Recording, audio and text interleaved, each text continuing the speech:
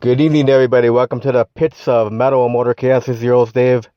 I got a special guest vocalist, Hannah Maddux from Heartsick Heroine. How's it going, Anna? Doing well. How are you tonight? Good. You staying safe in these times we're having now? Yep, sure am. How about yourself? Yeah. I know it's hard for you because you guys can't play any shows. Yeah, it's really difficult, but it'll blow over, and it's for everyone's safety, so that's important. But you guys do the online shows. I know you guys did that one recently. Yeah.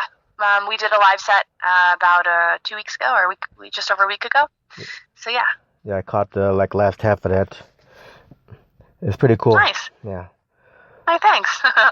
So now that you're at home, in the house, do you write songs at least? Yeah. We have our own home studio, so we write all of our music here and stuff, and then every member of the band has their own setups, so we're able to still digitally collaborate, even though we're not able to see each other in person. Yeah. So now Heartsick Heroines comes from the, remains of Scarlet Canary. Yep, that's right. Now, when did Scarlet Canary break up? That band ended at the end of 2018, beginning of 2019. We had our last show as that band New Year's evening on 2018 into 2019. So. Now, I know you guys had some moderate success with that band. Yeah, that band, we toured all across the U.S. We played 100 plus shows a year, got to play some really cool festivals and open up for a ton of, bucket list bands and a bunch of other just truly awesome musicians. Yeah, it was a great band. So there's just two of you from the band? Yeah. My guitar player is my husband, and we started Scarlet Canary about 8 years ago in college. And we had a bunch of different member changes and everything, and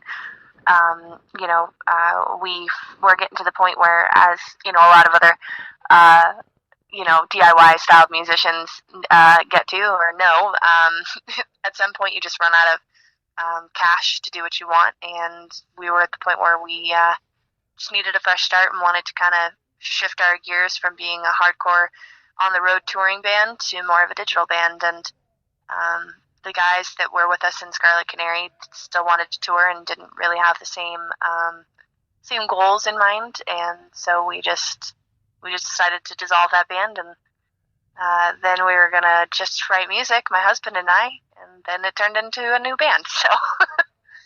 So I got you and your husband Alan. Who are the other members?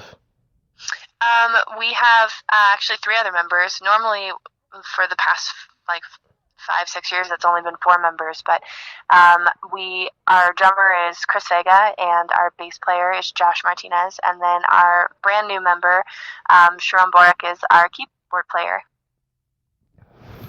Cool. Now let's talk about your musical background. Well, how did you begin music?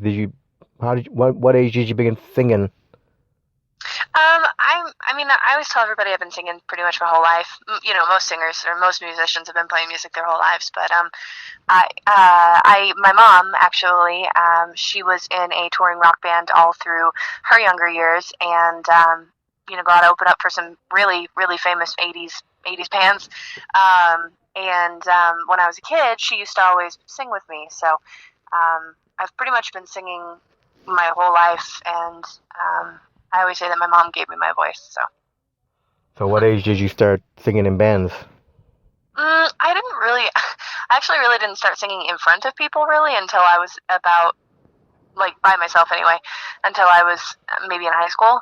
I sang in church choir and, did theater and things like that. And I never really fronted a band, never even thought I could. But my husband, our very first date, he made me sing for him on the tailgate. He played a guitar and made me sing for him, and pretty much he got it in his head from that point forward that I was going to front a band with him. So I've been doing it pretty much since college on. So was Scarlet Canary the first band you guys started? Yeah, it's the first band I was ever in. So. Wow. Yeah. So you never took any singing lessons at all? Not really. I've done the, like most singers have. You go you go and do a couple of voice lessons here or there, talk to a few teachers here or there. But no, I haven't really had any vocal training. I've been very fortunate up to this point that I've paid really close attention to my chords in my throat and have been able to forge my own path without a whole lot of extra guidance. So it's been really fortunate for me. Now, how did the name Heartsick Heroine come about?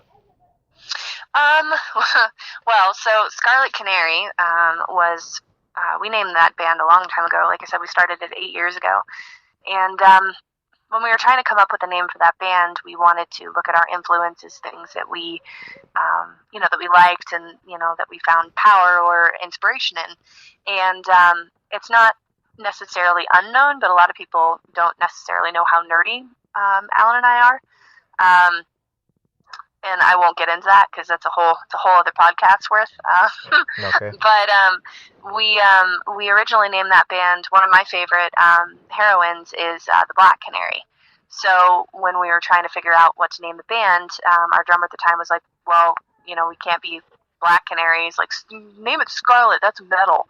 So that band became basically it was named after a superhero, a heroine that uses her voice and her talents to fight evil, and it's kind of always stuck with us that it's kind of this alternate persona. Being in a band, you don't necessarily, you're a completely different person on stage sometimes. So when we were trying to come up with a name for Heartsick Heroine, we wanted to stick with the same theme, and for us, we put a lot of time and effort into Scarlet Canary touring across the U.S., and it was a very difficult decision to end that band. And so it just seemed natural that we should name the band Heartsick Heroine because that's how we felt about it. This band that we named after one of our passions, comic book characters, being a hero, your alternate personality on stage ended. It died right in front of our eyes. So Heartsick Heroine just kind of came out of that. Cool. Yeah.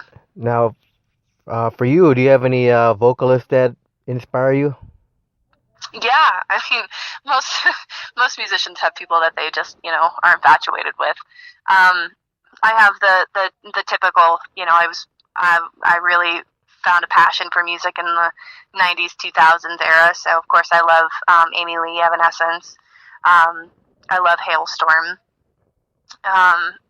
Taylor Momsen, Pretty Reckless, things like that. I also really love 80s music, 80s and 70s music. I pretty much grew up listening to like death metal and classic rock. So I've got a bunch, but my current most favorite singers right now are probably the top ladies in hard rock and roll. Lizzie Hale and Maria Brink and Taylor Momsen and all those cool cats. Now, what bands are some of the biggest influences for Heartsick Heroine? I would probably say currently, I mean, there's so much music out there, and we wrote a very specific kind of music with the old band, so this band we wanted to try something new. So we're definitely trying to still incorporate some of the more like modern rock, catchy pop rock structure, you know what I mean, that a lot of hard rock bands are featuring right now, like Five Finger Death Punch, all of those bands that write, kind of systematically. But we also, one of my other favorite bands is like the Marmozets. They write very rhythmic, interesting, structured songs, things that like you almost can headbang to, but not quite. And then, of course I love my hardcore and my, my more angrier music, if you will.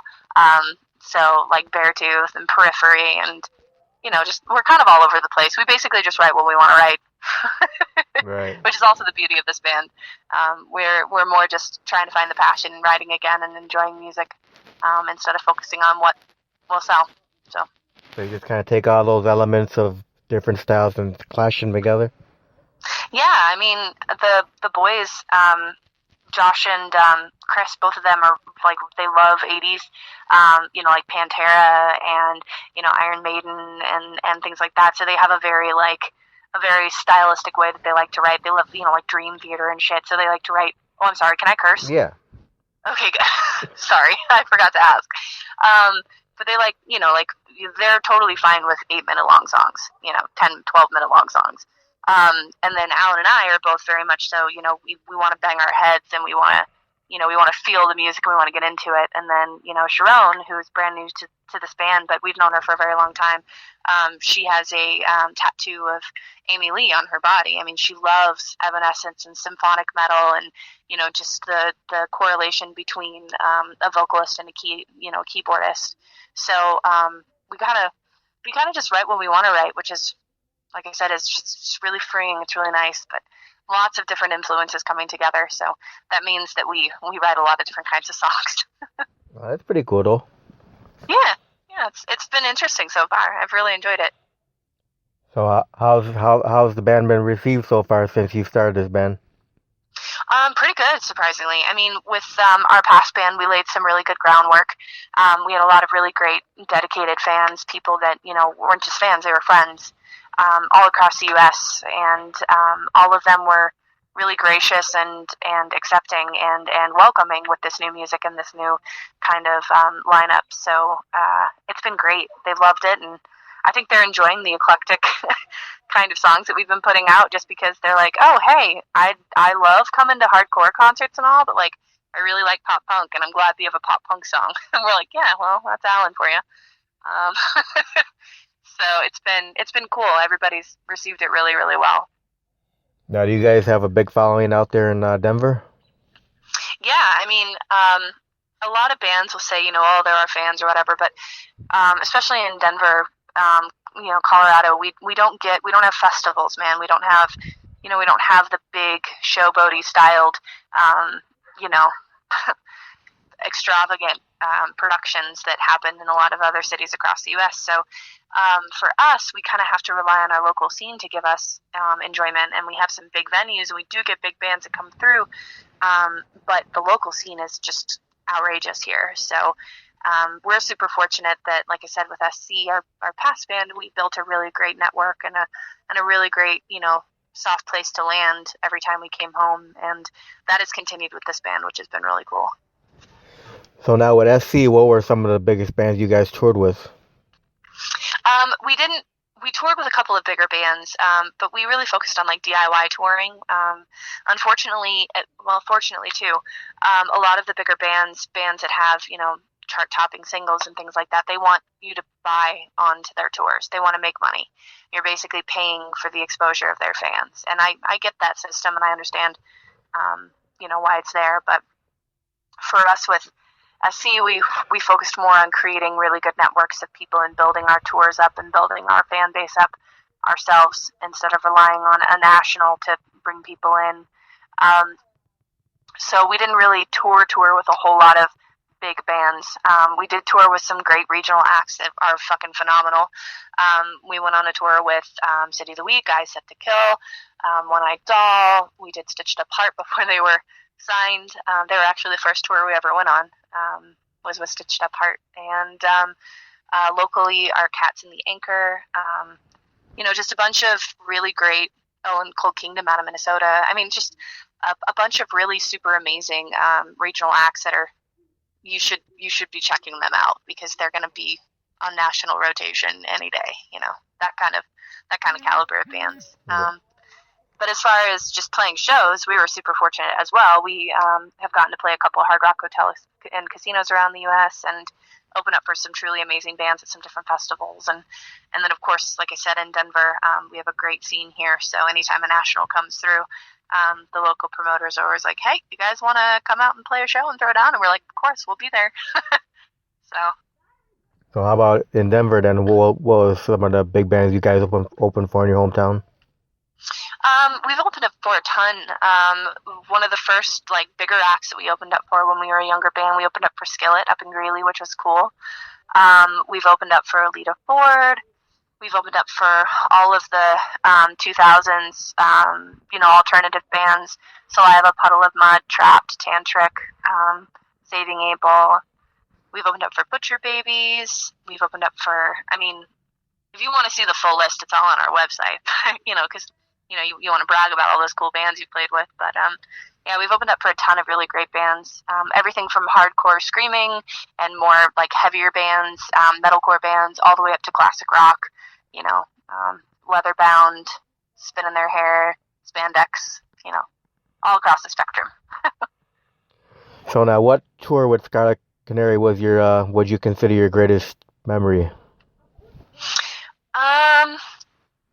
It might not be my like greatest memory, but it was, I think, where at least us as a band, we really figured out what kind of bands, like what kind of musicians we wanted to be, because every musician out there knows that, you know, you kind of have to play things close to your chest sometimes. If you have a really good contact, you can't just give it away, because then it wouldn't be a good contact anymore. You know what I mean? It's a very difficult world to live in, but we've always thought of ourselves, especially Alan and I, we always thought of ourselves as decent human beings, not just, you know, cutthroat musicians.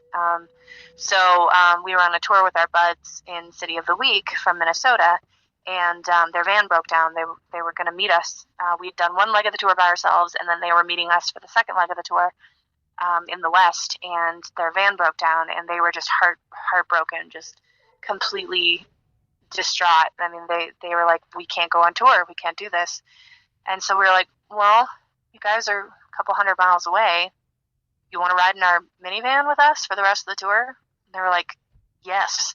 So we turned around, went and picked them up, put 8 people in a 7-passenger minivan, and toured for about 12, 14 days across the West Coast with our friends. And it was an uncomfortable tour because we were all packed in the van, but I mean, like I said, it's one of those moments where, like, you make a lot of really interesting memories on tour or out on the road, but I've never had a tour anything like that. Yeah, I can imagine. Yeah, it was smelly and uncomfortable, and luckily, like, all of the members of City of the Week are super skinny, so, like, there was room for them in the van. Yeah. But I don't know. It was just a really weird tour, but it was so great too, because, you know, they were not only our friends, but I think like I said, some people can lose sight of what's really important, and at least on tour, like gaining fans and getting money and continuing to expand and grow and all that's all very important, but also, like, being kind and generous and understanding that sometimes people just need a fucking helping hand is also really important too. Yeah, that's awesome that you guys did that. Yeah, I mean, I'm not trying to say it as like oh, look at us, we're so amazing. It's just, I haven't had a tour like that, you know. I've had lots of crazy tours with the guys, you know, everything from, you know, surprisingly not as many breakdowns as you would think. Every band always breaks down, but, like, Alan's a fantastic mechanic, so, you know, we just kept our vehicles operational and everything was fine. You know, knock on wood. I don't want to go on tour with this band and have things happen, but yeah, no, it was, I mean, crazy, you know, from partying backstage with rock stars at festivals and doing shots at a campground DIY bar while, you know, like, naked people dance on tables. I mean, there's all kinds of crazy stories. Everyone has one, but at least for me, I've never had a tour where I not only had so much fun and was so uncomfortable, but felt so fulfilled in what we did and felt, you know, thankful that I had the people around me that I did. So what was your fondest memory of being in that band, Scarlet Canary? There's a lot. I mean, it was 8 years worth. I think if I were to just randomly pick,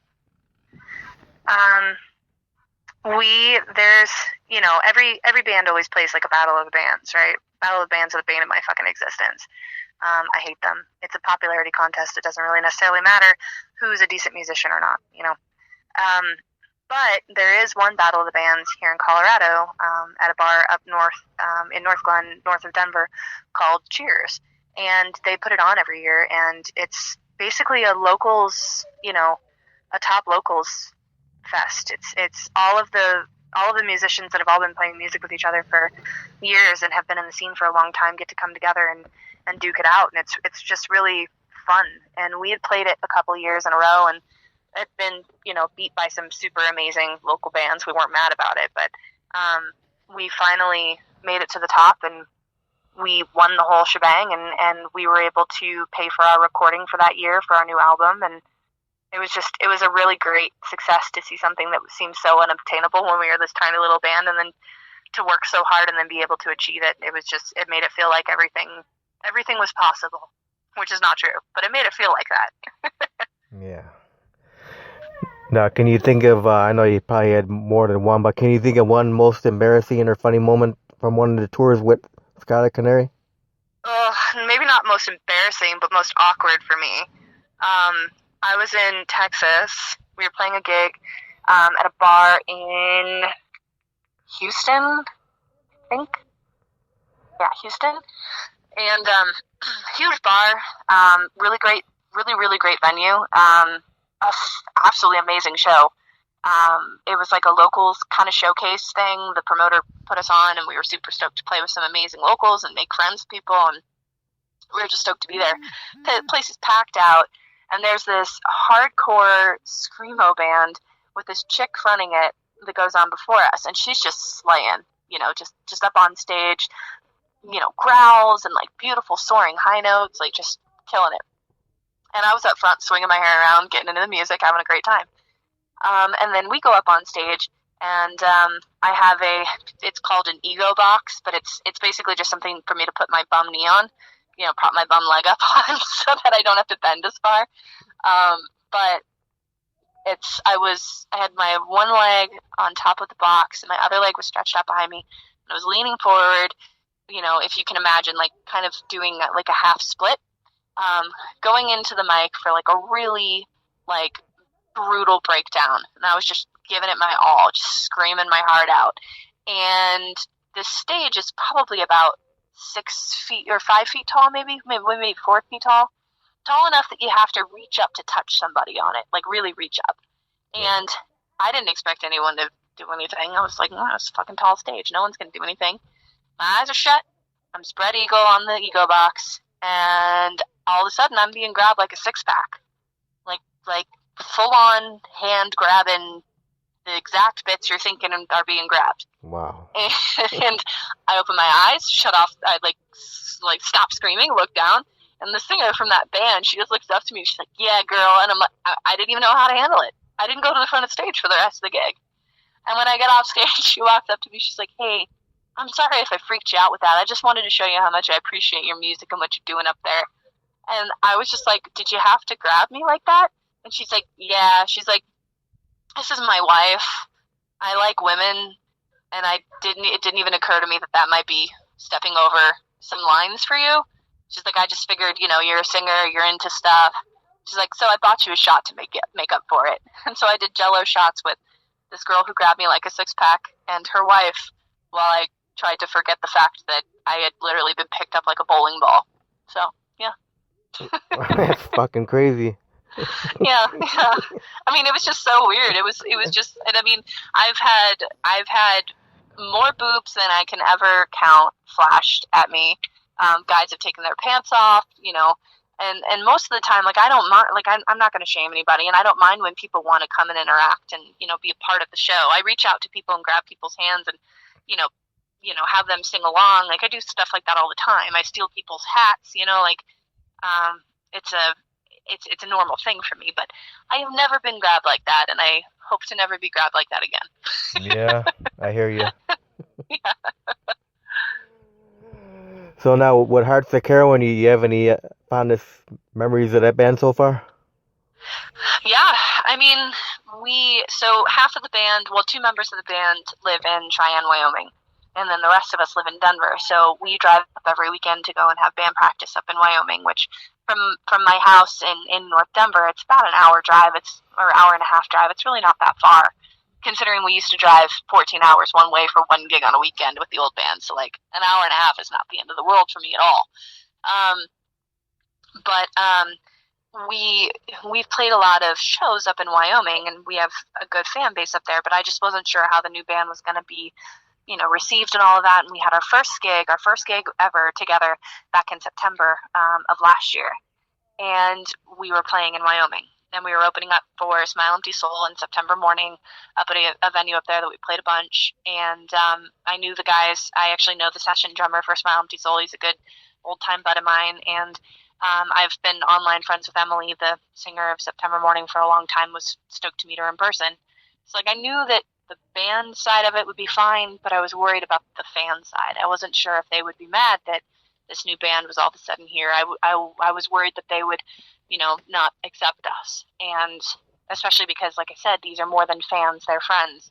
I really care about them enjoying the show and being a part of it and feeling like they have a place to be themselves.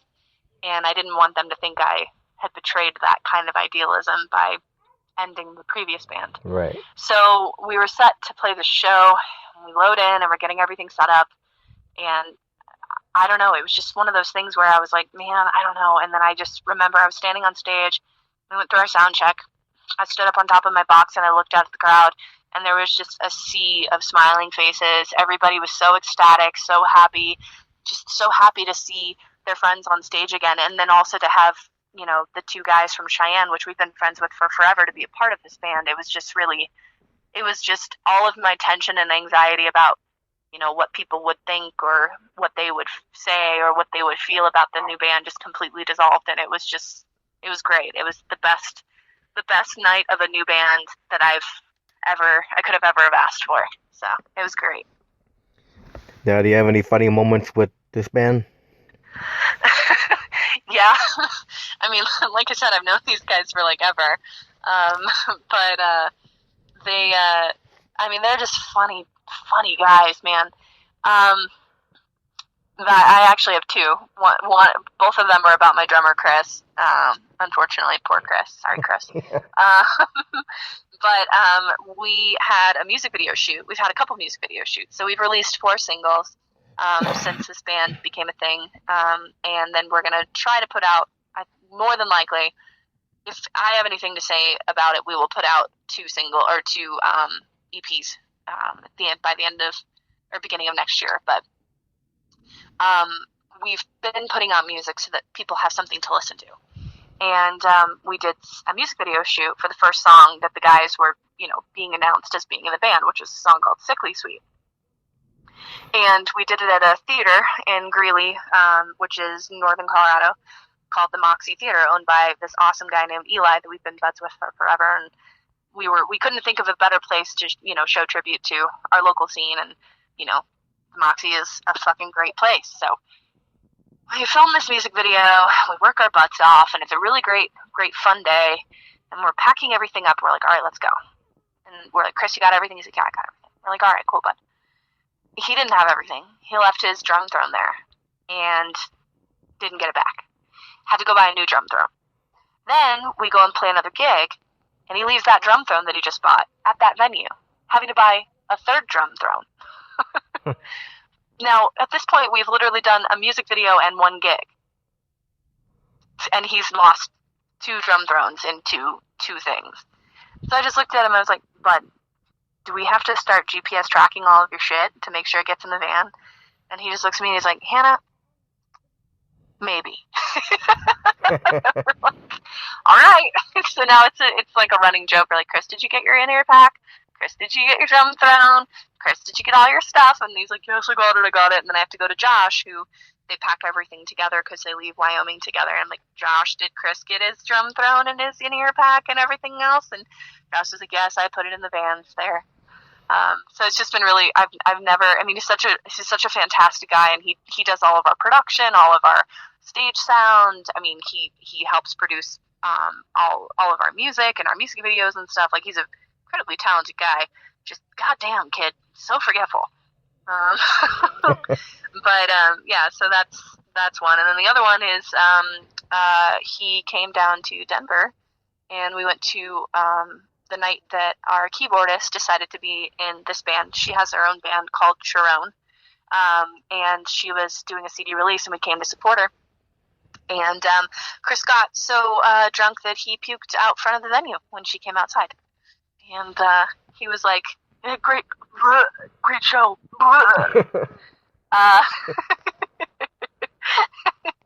So, he obviously they'd met before, but it was just a great way to really lure her into the band, Yeah.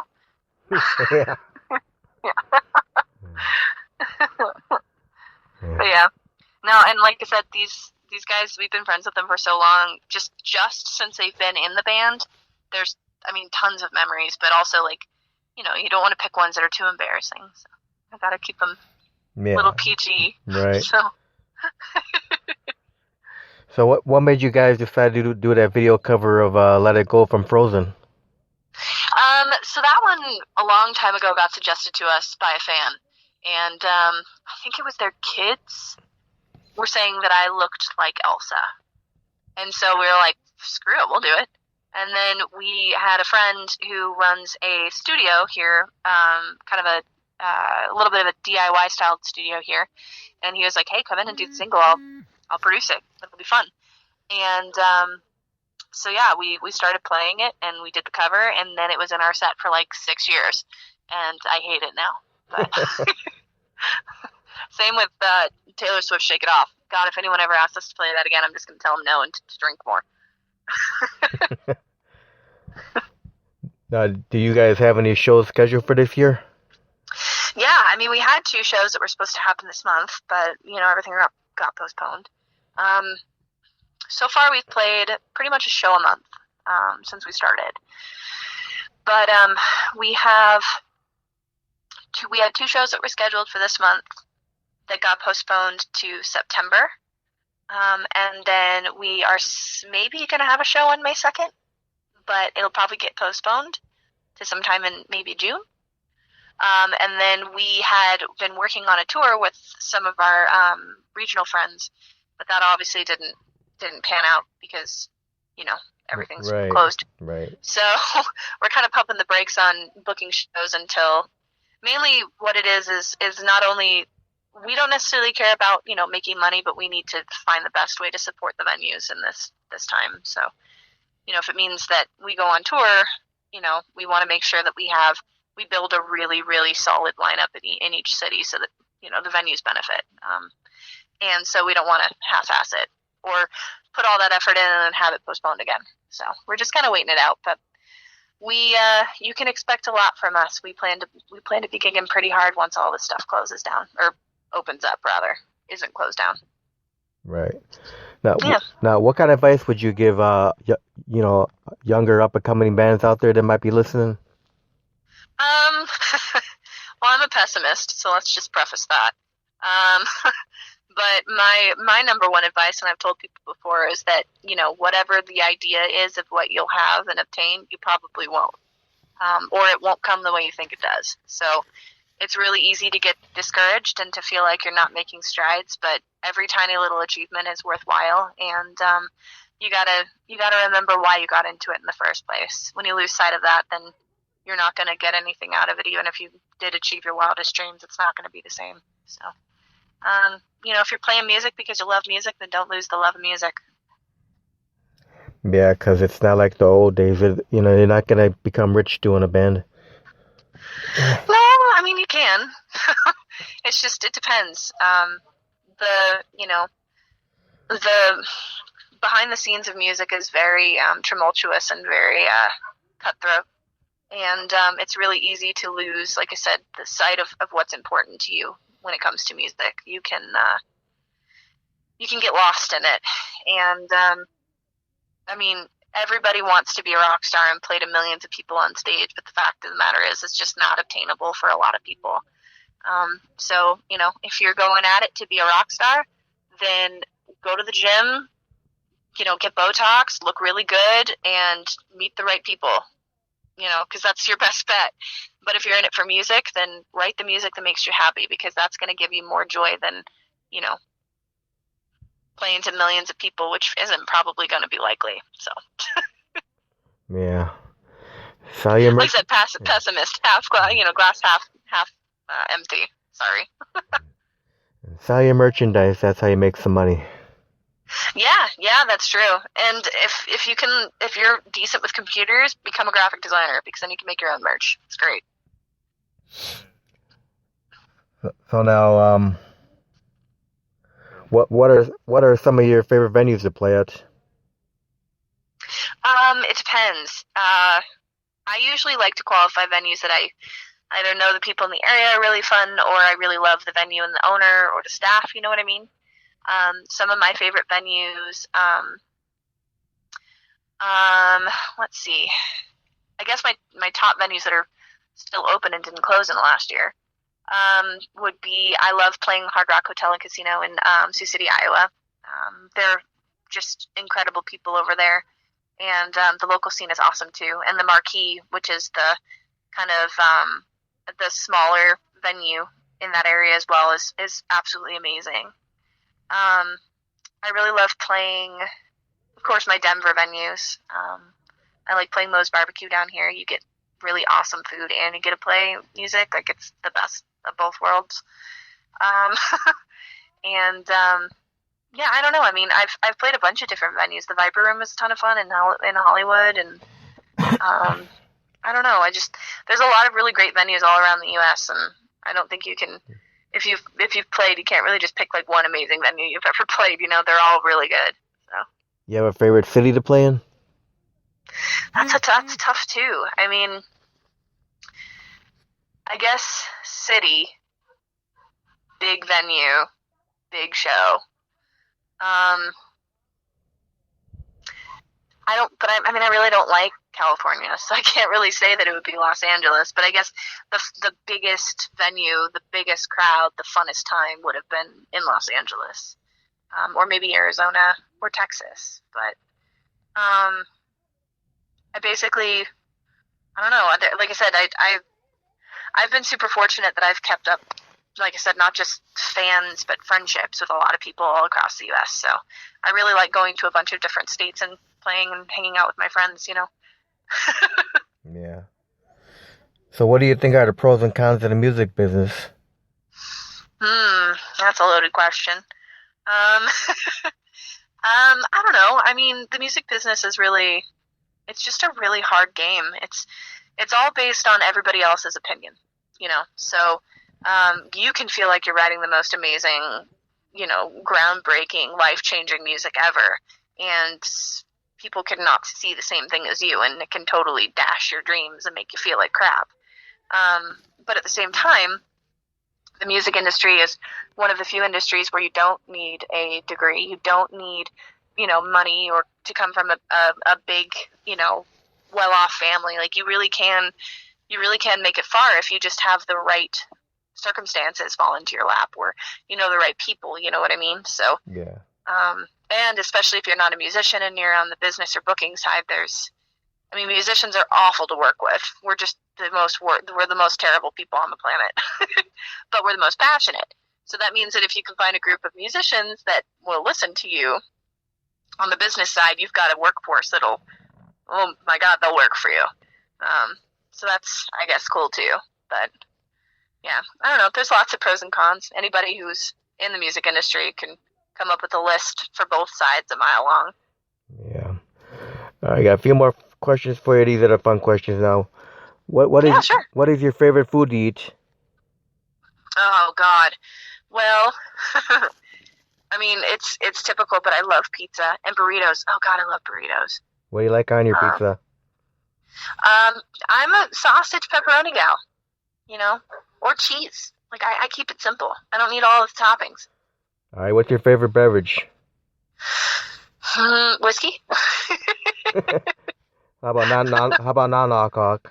Non-alcoholic. Probably Coke. Coca-Cola. Are you a cat or a dog person?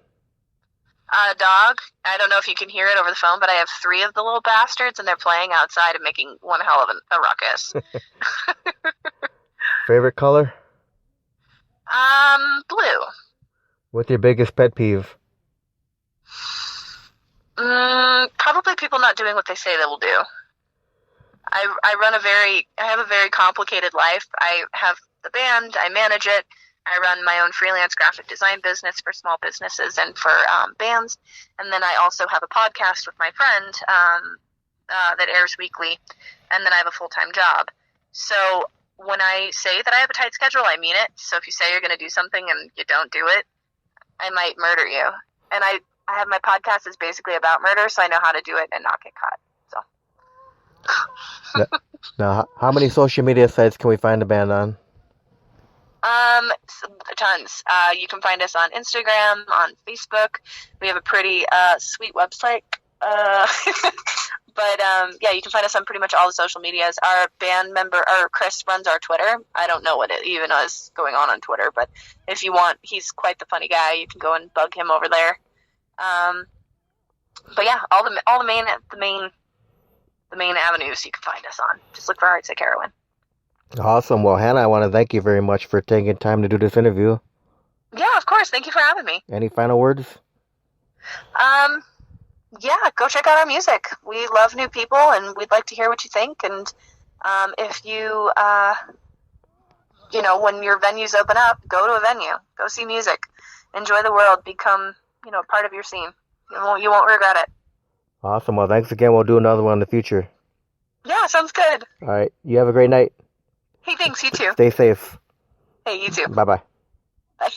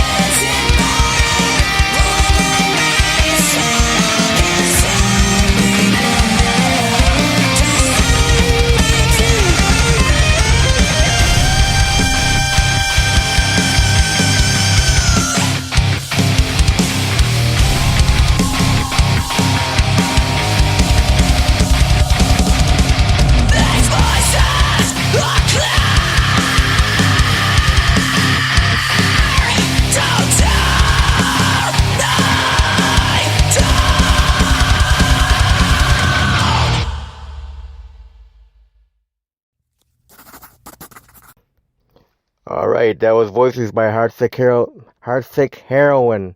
Sorry about that.